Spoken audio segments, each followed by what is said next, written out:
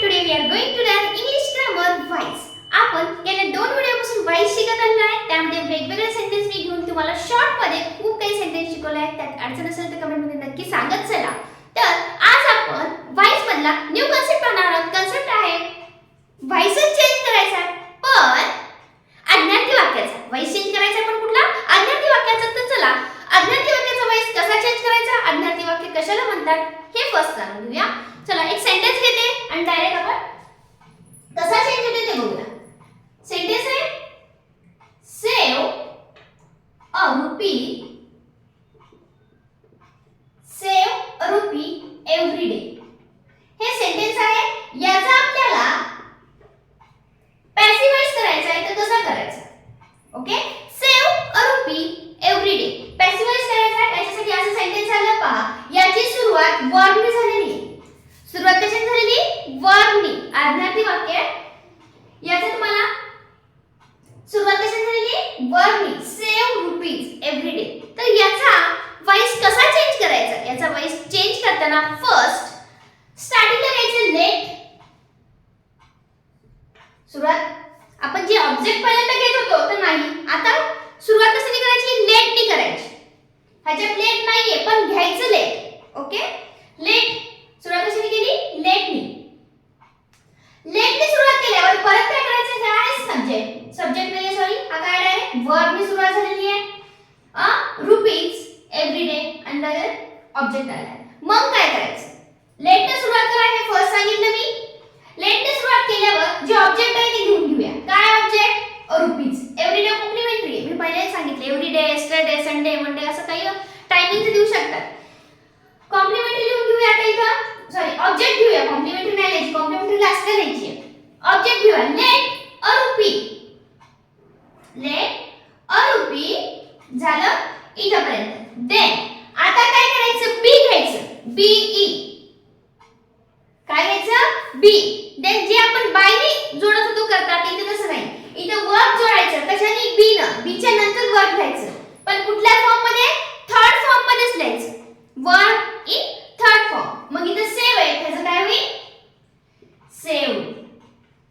काय होणार? सेव. आणि कॉम्प्लिमेंटरी इथे लिहिलं तरी चालतं. Every day. बघा सेंटेन्स कसं चेंज केलंय. Save rupee every day. Let rupee be save every day. म्हणजे पॅसिव्हाइज मध्ये ऍक्टिव्हाइज मध्ये कसं आणलं लक्षात घ्या.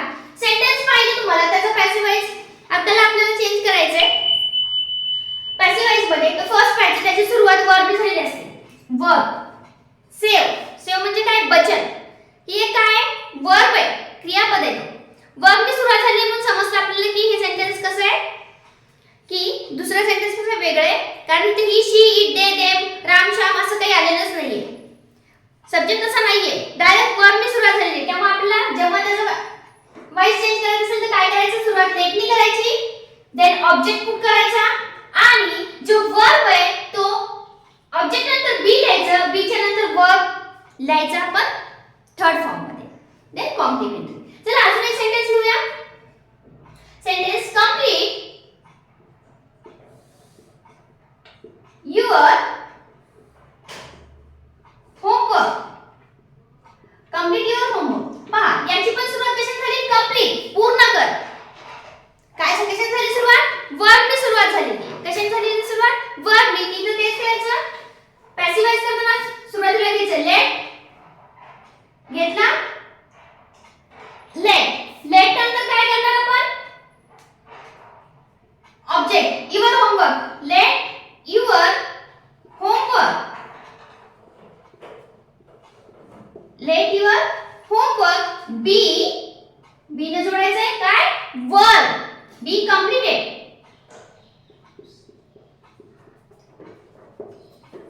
In this way. ओके, म्हणजे कंप्लीट युअर होमवर्क याचा पॅसिव्हाइज कसा होणार? Let your homework. Let your homework be completed. Changes काय करतोय हे लक्षात घ्या. ओके, पण हे कधी वापरायचं? अशी ही लेटची पद्धत कधी व्हायची? जेव्हा दिलेल्या वाक्याची सुरुवात वर्बने झालेली असेल किंवा ते वाक्य आज्ञार्थी असेल असं म्हणता येईल. आज्ञार्थी वाक्य असेल किंवा सुरुवात कशी झाली? वर्बने. चला अजून एक वेळा सपोज आपण म्हणतो चेंज द वॉइस याचा सुद्धा वॉइस चेंज करता येते.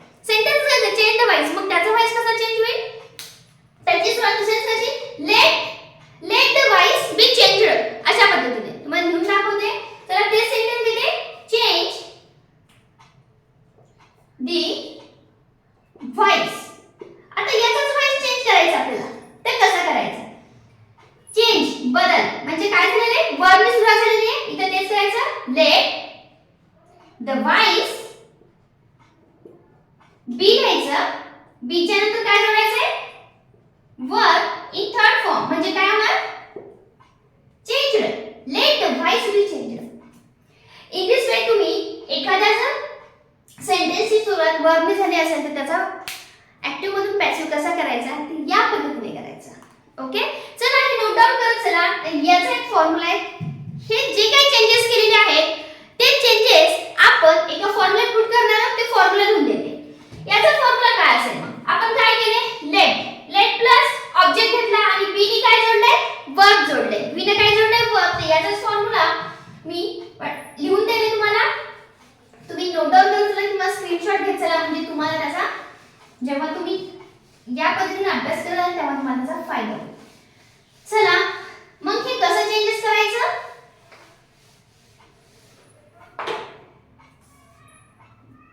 लेट काय घेणार आपण लेट प्लस लेट नंतर काय लिहिलं होतं आपण ऑब्जेक्ट ओ प्लस परत काय लिहिलं होतं बी प्लस बी चा थर्ड फॉर्म प्लस कॉम्प्लिमेंटरी. आता ह्याला एक सेंटेन्स घेऊन तुम्हाला कसं हे सूत्र तयार झालं ते सांगते. हे सूत्र तुम्हाला कोणीही सांगणार नाही. याच्यानुसार तुम्हाला वर्ब चेंज करायचं व्हायचं कोणी सांगत नाही. हे लक्षात ठेवा. तुम्हाला कुठल्याही प्रकारचा अज्ञाती वाक्याचा बदल करता येईल व्हायचा. चला एक घेते open the door.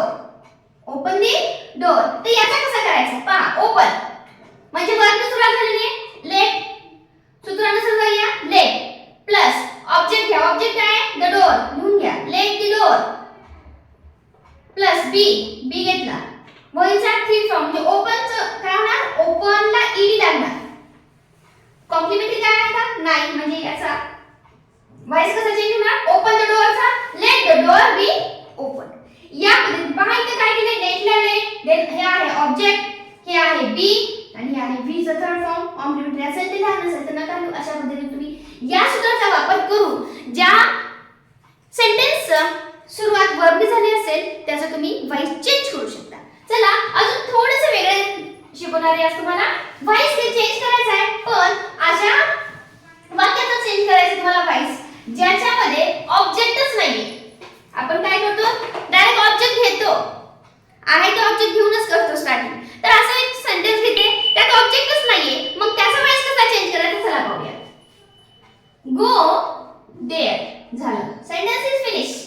Now change the voice go there. तर याचा जेव्हा तुम्हाला व्हाईस चेंज करायचा असतो तेव्हा कसा करायचा या ठिकाणी तुम्हाला एक फ्रेज वापरावा लागेल जसे की he is requested he is advice he exclaimed अशा पद्धतीने तुम्हाला तिथे वापरावं लागणार. नंतर याचा काय करावं लागणार तुम्हाला व्हाईस चेंज होतो. ह्याचा व्हाईस चेंज होतो का हा पहिला प्रश्न. यस व्हाईस चेंज होतो. तुम्ही म्हणता ऑब्जेक्ट नाही गो देअर काय करायचं ह्याच्यात होतो. याचा सुद्धा व्हाईस चेंज होतो. तर कसा होतो गो देअर आहे त्या ठिकाणी काय वापरायचं आपल्याला यू आर रिक्वेस्टेड वापरायचं का गो देअर. त्यांनी रिक्वेस्टेड तिकडे जा काय केली त्यांनी रिक्वेस्ट केली मी करायचं यू आर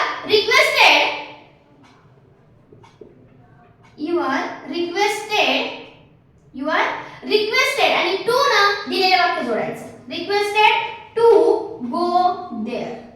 टू ना काय दिलेलं ते शॉर्ट आहे सेंटेन्स मी जोडले. अशा पद्धतीने याचा सुद्धा व्हाईस चेंज होतो. सपोज दुसरा असेल सिट डाऊन. सिट डाऊन काय म्हणले सिट डाऊन. याचा व्हाईस कसा याचा पण ते सिट डाऊन म्हणले रिक्वेस्ट केली खाली बसून घ्या. तर याचा पण काय करायचं केस घ्यायचं यू आर रिक्वेस्टेड टू ना दिलेले सेंटेन्स जोडायचे sit down. Okay in this way we change the active voice into passive voice. जर ऑब्जेक्ट नसलेला सेंटेन्स असेल तर काय करायचं या पद्धतीने मी तुम्हाला सांगितलं आहे. परत अजून एक नाउ सी सेंटेन्स 1 ओबे युअर पॅरेंट. आता पहा हे पण एक वाक्यच आहे आज्ञातीच वाक्य आहे. मग आपल्याला सांगितले मी आज्ञाती वाक्याचा किंवा वर्बने सुरू होणाऱ्या सेंटेन्सचा काय करायचा व्हाईस चेंज करायचा. लेट घ्यायचं परत ऑब्जेक्ट घ्यायचा आणि बी नी वर्ब जोडायचं बीच्या नंतर वर्ब लिहायचं. तर इथं तसं होणार नाही. व्हाय का होणार नाही? सेंटेन्स तसंच आहे, सेम आहे, वर्बनी सुरुवात झालेली आहे, आज्ञार्थीच वाक्य आहे. मग ह्याचं काय होत नाही तसं? कारण यामध्ये कृती नाहीये. इथे काय होतं? पहिले आपण सेंटेन्स पाहिले, कंप्लीट युअर होमवर्क, म्हणजे काहीतरी काम होतं, त्याला होमवर्क करायचं काहीतरी काम होतं. ओपन द डोअर, दरवाजा उघडायचं काम आहे त्याला. परत अजून आपण खूप सेंटेन्स बघितले, एक दोन, सेव्ह युअर मनी किंवा रुपी. हा, सेव्ह युअर रुपी, सेव्ह, त्याच्यामध्ये पण काहीतरी काम आहे, आपल्याला पैसे वाचवायचं काम आहे. पण इथं कृती दिसत नाहीये ह्या वाक्यात. काय दिसत नाही? कृती म्हणजे काहीतरी हालचाल दिसत नाही, काम दिसत नाही. ओबे युअर पॅरेंट असं सांगितलंय किंवा love the world, love the world असं असेल तर मग याचं कसं करायचं? यावेळेस एक डायरेक्टली फॉर्म्युला देते, यावेळेस सूत्र वापरायचं. Object plus should plus be plus V3 plus complement. हे फॉर्म्युला वापरून आपण याचं चेंज करूया. ऑब्जेक्ट काय आहे? Your parent, right here your parent. Okay, should, right here should. फक्त स्ट्रक्चर नुसार जाऊया. बी ला बी, V3 मग ओबेला काय लागणार? ईडी प्रत्यय लागणार ओबे. इन दिस वे, म्हणजे अशा प्रकारचं जर सेंटेन्स आलं तरी यायला पाहिजे, किंवा कधी कधी होतं चुकून ह्याला वर्बने सुरुवात झाली म्हणजे लेटनं सुरू करा, तसं नाही. त्या वाक्यात कृती आहे का ते बघा आणि मग त्याला कुठल्या पद्धतीने जायचं, या फॉर्म्युलानुसार जायचं का फर्स्ट दिला होता लेटचा त्यानुसार जायचं, हे तुम्हाला ठरवावं लागेल. Okay, in this way we learn the voice active voice into passive voice. याच्यामध्ये काही अडचण असेल तुम्हाला नक्की सांगत चला. याच्यामध्ये आज्ञा क्वेश्चन मार्क असेल, एखादा क्वेश्चन दिलेला असेल, त्याचं सुद्धा वाइज कसा चेंज करायचं सगळं मी नेक्स्ट व्हिडिओ मध्ये आम्ही देणार आहे त्याची इन्फॉर्मेशन. चला, याच्यामध्ये जर काही अडचण असेल तर कमेंट मध्ये मला सांगत चला. व्हिडिओ आवडला असेल तर लाईक करायला विसरू नका आणि व्हिडिओला लाईक शेअर सबस्क्राईब करत चला. थँक्यू.